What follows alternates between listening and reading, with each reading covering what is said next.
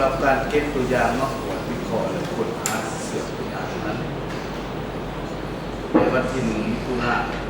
2020ได้เก็บตัวอย่างวิเคราะห์ทั้งหมด19 คนในนั้นจะมีแรงงานลาวประจำประเทศไทย42 คนแรงงานจีน9 คนกรณีสงสัยสิหาและผู้ติดเชื้อนอนปิดตัวอยู่หมอมิตรภาพ3 คนที่อำเภอเกตอำเภอ10และอำเภอ17ผู้ติดเชื้อนอนหมอมิตรภาพ3 คนก็คือว่าทั้งหมดคนกันและบ่พบเชื้อ